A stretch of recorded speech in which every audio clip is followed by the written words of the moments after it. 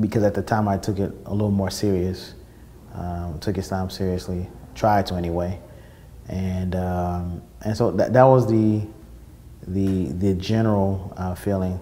At school, I had some run-ins, not too many, not a whole lot. I had some run-ins trying to pray Jumu'ah.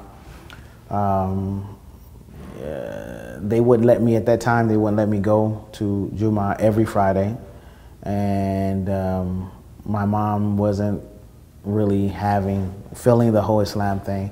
And so what I would do is I would just every third Friday, according to basically the hadith of the Prophet, every third Friday I would skip school. I would skip school and I would go to Jumu'ah. Every third Friday, that's what I did. I would skip school and I go to Jumu'ah. Because at that time there was it was something very new to a lot of people, especially in my area. I used to pray in school.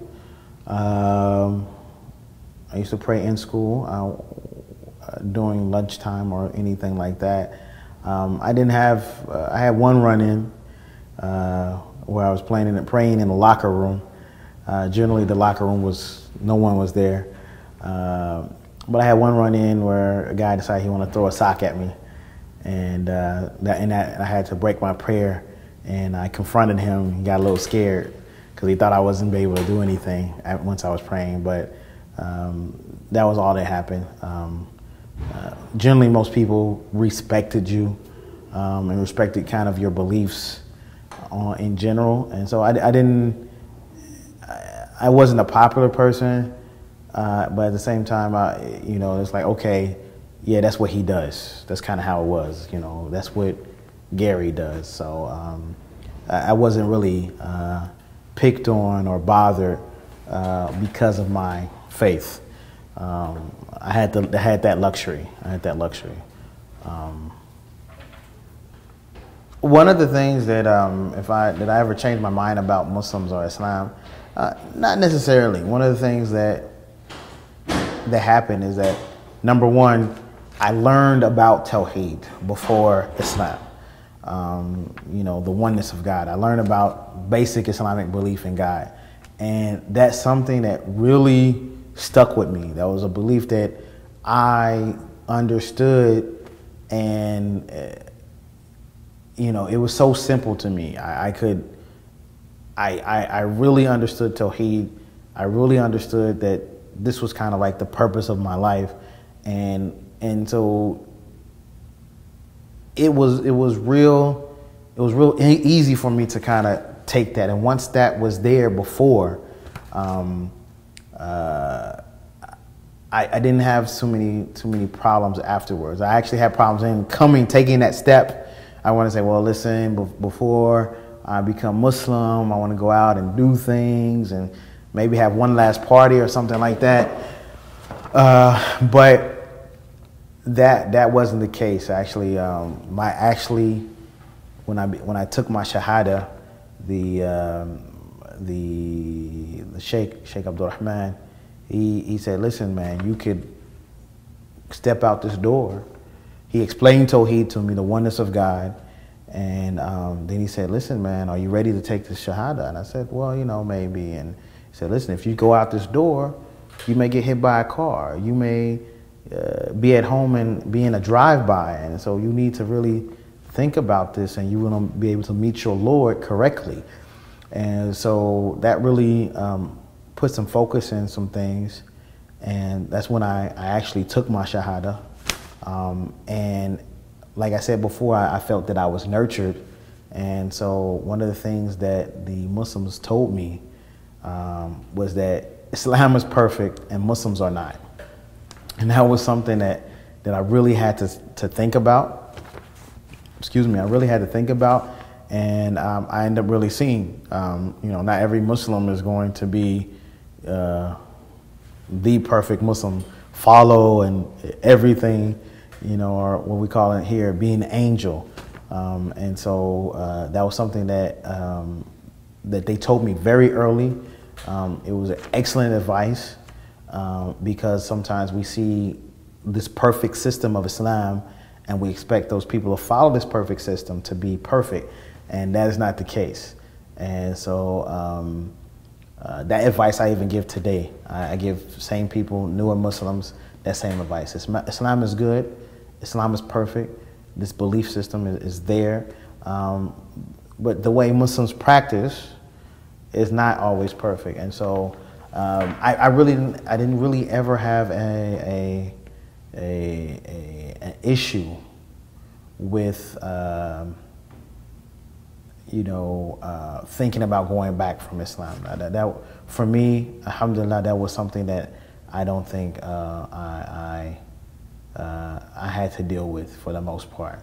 If I had to deal with anything, especially in the form of belief, if I had to deal with anything, it was more or less some of the practices,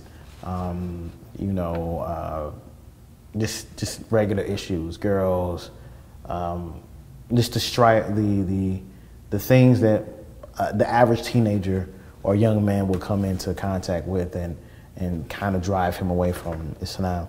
But I don't think I never had a moment of I didn't believe in Allah and I didn't believe in the oneness of God. That never, after I learned that, I never doubted that. I never doubted that. The most beautiful thing about Islam is, like I said before, Tawheed, the simplicity of worshiping Allah, the simplicity of belief. It's very simple. Actually, I had one of the young Muslims here. His family is originally from Pakistan, and he asked that question. He's like, what is the thing that really changed you most about Islam, or you think really changed? And I think that the most beautiful thing about Islam is its simplicity in purpose. You are to worship Allah, the Most High. You worship Allah subhanahu wa ta'ala alone, with no partners, and you are here to be a good person. I mean, that's basically it. I mean, you can't get that simple in that. Now, yes, there's technical issues here and there and other things of that nature, but on a much simplified scale, and you don't have to go that far to get that simple. You're here to worship Allah. You're here to make sure that Allah is a focus in your life, and I really appreciate that beauty. It's extremely simple. It's extremely beautiful. It's comprehensive, and I don't think you can find that sense of purpose and that blend of belief and worship. The blend of belief and worship in any other religion. You can't.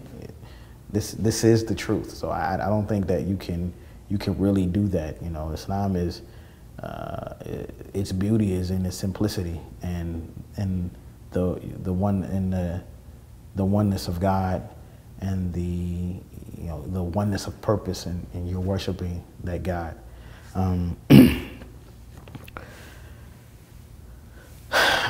My opinions about the Islamic world. The Islamic world is being blessed to travel and to